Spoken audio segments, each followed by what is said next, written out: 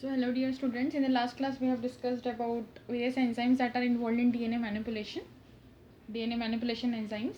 ठीक है. Now मैंने आपको restriction enzymes and their types उसके notes आपको भेज दिए हैं, आप उसको note कर लीजिए. ऑलरेडी आपको सर ने वो explain कर दिए हैं, उसको note कर लीजिए. ठीक है. और जो enzymes जो involved है DNA manipulation में, उसमें one of the enzyme is restriction enzyme also, restriction endonuclease also. Besides DNA ligase, DNA polymerase, T4 polynucleotide kinase and so on. Restriction enzymes are also the enzymes that are involved in DNA manipulation.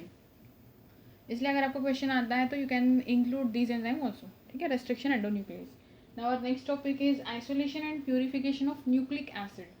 ठीक है. Now why there is need to isolate the nucleic acid. अब nucleic acid includes DNA and RNA. आपके syllabus में सिर्फ DNA का दिया हुआ है, बट इन जनरल हम लोग पढ़ेंगे what is why there is need for the isolation. Now various experiments जो DNA manipulation या gene experiments होते हैं, there is in that experiment there is requirement of pure form of DNA, that is nucleic acid. So हमको pure form of nucleic acid चाहिए various experiments के लिए. उसके लिए हमको क्या करना पड़ेगा, आइसोलेट करना पड़ेगा हमको न्यूक्लिक एसिड में, बिकॉज डीएनए का it is nothing but the genetic material that is present in the nucleus. तो हमको न्यूक्लियस से उसको आइसोलेट करना पड़ेगा. तो उसके लिए बहुत सारे आपके सिलेबस में मेनली दो चीज़ें दी हुई है इसमें. एक तो लाइसिस ऑफ सेल है और दूसरा डायरेक्ट प्यूरिफिकेशन है. ठीक है, बस इतना ही आपको. सो हम वही चीज़ें डिस्कस करेंगे. सो इन जनरल अगर हम देखते हैं कोई भी न्यूक्लिक एसिड को अगर हमको आइसोलेट करना है तो देर आर 3 स्टेप्स. सबसे पहले तो हमको उसको ब्रेक करना पड़ेगा सेल को, क्योंकि सेल के अंदर है न्यूक्लियस और उसके अंदर प्रेजेंट होता है DNA. So first step will be the there will be breaking और opening of the cell to expose the nucleic acid. सबसे पहले क्या करेंगे हम लोग, ब्रेक करेंगे या ओपन करेंगे सेल को, ताकि जो न्यूक्लिक एसिड है DNA it can be exposed. Now second, एक बार ही एक्सपोज हो गया उसके बाद में इसको सेपरेट करेंगे दूसरे सेलुलर एक्सट्रैक्ट्स से, क्योंकि besides the nucleic acid there are various organelles and enzymes and everything.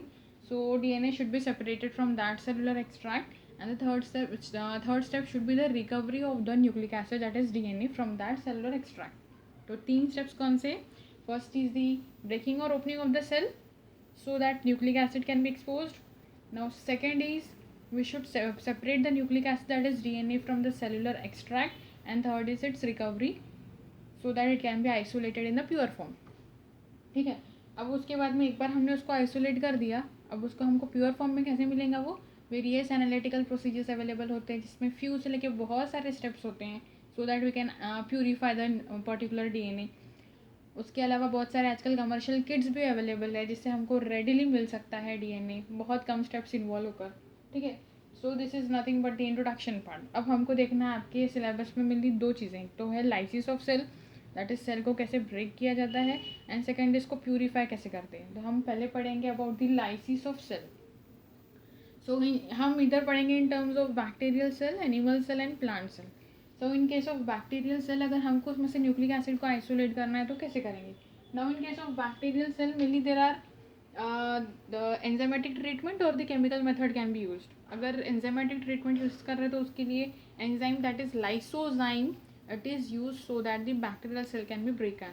Along with that, chemical that is EDTA, that is ethylene diamine tetraacetic acid, can also be used. ठीक है. ये क्या करते हैं, they are nothing but they does the lysis of the particular bacterial cell. तो इसलिए हमने लिखा है इसमें 2 methods है. enzymatic method that involves the use of lysozyme, chemical that is use of EDTA, ethylene diamine tetraacetic acid. अब इससे treat करने के बाद में now cell is treated with detergent such as sodium dodecyl sulphate. Now detergents are denaturing agents, that is एक बार हमने enzyme से ट्रीट किया है केमिकल से, वो सेल को ब्रेक कर देगा. अब उसके अंदर से जो न्यूक्लिक एसिड को आइसोलेट करने का काम है, that is done by which is followed by the treatment with sodium dodecyl sulphate SDS. ठीक है. नाउ ये हो गया in terms of bacterial cell. So bacterial cell में एंजाइम इस्तेमाल करते हैं lysozyme, chemical EDTA, followed by the treatment of detergent that is SDS, sodium dodecyl sulphate. Now second is the animal cell. Now usually animal cells को culture किया जाता है और इसका डायरेक्ट ट्रीटमेंट है, that is they can be directly cut open by using detergent that is SDS, sodium dodecyl sulphate. ठीक है. Now अगर हम बात करते हैं प्लांट सेल की, तो now plant cells they contain cell wall. So उनका जो सेल वॉल है बहुत हार्ड होता है या बहुत टफ होता है. So it requires a harsh treatment to break this cell wall so that the nucleic acid या उसके अंदर जो DNA है उसको आइसोलेट करना है हमको. ठीक है. So in that case cells are first of all frozen. No frozen उसको फ्रोज करने या फ्रीज करने से क्या होगा कि the cell wall becomes more intact. Now it is then ground by using mortar and pestle, and then the particular genetic material, that is DNA, nucleic acid, can be isolated. Now this is nothing but the lysis of cell. Now second method is, या हमको अब DNA मिल चुका है, then we'll purify it. That is nothing but direct purification of DNA. अब हमको क्या करना है, DNA को आइसोलेट करना है और उसके बाद में उसको प्यूरीफाई करना है. प्योर फॉर्म में हमको DNA चाहिए. So there are two distinct ways so as to obtain the DNA in the pure form.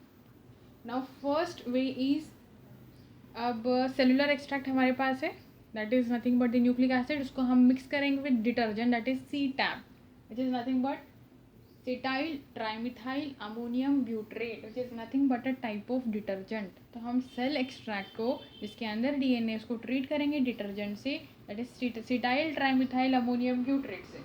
ठीक है. And then it is subjected to centrifugation. और सेंट्रीफ्यूगेशन होने की वजह से क्या होगा, that will result in the formation of insoluble complex और प्रेसिपिटेट. अब ये जो कॉम्प्लेक्स हमको मिला है which is insoluble, it is then suspended in high salt solution. अब सॉल्ट सोल्यूशन में एक्सपोज करने की वजह से क्या होगा, जो सेल एक्सट्रैक्ट में न्यूक्लिक एसिड है दैट विल गेट रिलीज्ड. अब न्यूक्लिक एसिड रिलीज हो जाएगा और हमको जो pure form of nucleic acid है, दैट इज़ DNA यहाँ पर है, it can be isolated by ethanol precipitation. So this is one method to purify the DNA. First is, ये सेलुलर एक्सट्रैक्ट को हम ट्रीट करेंगे डिटर्जेंट के साथ, that is cetyl trimethyl ammonium butyrate. उसको सेंट्रीफ्यूज करेंगे, उसकी वजह से इनसोल्यूबल कॉम्प्लेक्स फॉर्म होगा या प्रेसिपिटेट फॉर्म होगा. Now this precipitate it is suspended in high salt solution. High salt solution में ट्रीट करने की वजह से ये न्यूक्लिक एसिड को रिलीज कर देगा. उसके बाद में हम इसको प्योर फॉर्म में ऑब्टेन करेंगे DNA को by ethanol precipitation. So this is one of the method to purify the DNA. Now second method is, अब second method में usually क्या करते हैं कि this ability होती है silica particles to bind with DNA, that ability is utilized. यहाँ पे क्या करते हैं, सिलिका सेलुलर एक्सट्रैक्ट जिसमें DNA, इसको ट्रेड करेंगे सिलिका पार्टिकल्स के साथ, and along with that guanidinium thiocyanate is added. Now this guanidinium thiocyanate is denaturing agent which will break or denature the particular cell. ठीक है. तो इसमें क्या करते हैं, silica guanidium thiocyanate which is denaturing agent, it is mixed with DNA. अभी हमारे पास cellular extract is DNA present है. नाउ DNA की एबिलिटी होती है कि ये बाइंड करता है सिलिका पार्टिकल्स को. ये एबिलिटी यहाँ पे यूज़ किया जाता है. और DNA क्या करेगा, सिलिका पार्टिकल्स को बाइंड करेंगे आफ्टर सेंट्रीफ्यूगेशन. इसको क्या करेंगे हम लोग, सेंट्रीफ्यूज करेंगे. तो सेंट्रीफ्यूज करने की वजह से क्या होगा, DNA will bind to the silica particles. अभी जो गुआनिडियम थायोसाइनेट है ये ब्रेक करेगा सेलुलर एक्सट्रैक्ट को ताकि DNA उससे एक्सपोज और दोनों का बाइंडिंग हो. Then this DNA can be isolated by precipitation, ethanol precipitation and so on. उसके बाद में सेकंड एक ऑल्टरनेटिव तरीका ये भी है, will do column chromatography. Now this column it is filled with silica particles. अब एक बार कॉलम में सिलिका पार्टिकल्स प्रेजेंट है, वो हम ऐड करेंगे सेलुलर एक्सट्रैक्ट जिसके अंदर DNA. ठीक है. उसके बाद में हम ऐड करेंगे guanidium thiocyanate which is nothing but denaturing agent. ना वो डीनेचुरिंग एजेंट क्या करेगा, ब्रेक करेगा सेल को, उसके जैसे DNA विल बी रिलीज. अब ये DNA क्या करेगा, कॉलम में जो सिलिका पार्टिकल्स है उससे बाइंड करेगा. ठीक है. Now this silica particles bind to the DNA, और ये जो DNA it can then be recovered by precipitation, ethanol precipitation and so on. So this is nothing but the purification of DNA. So there are two ways to purify the DNA. एक तो detergent cetyl trimethyl ammonium butyrate उसका use करके, या फिर by ability of binding of the silica particles to DNA, it is utilized for the purification of DNA. So this is very simple topic, isolation and purification of DNA, which is nothing but the nucleic acid. उसमें आपके syllabus में सिर्फ lysis of cell दिया हुआ है and direct purification of DNA. This is all about today's topic. Okay, thank you.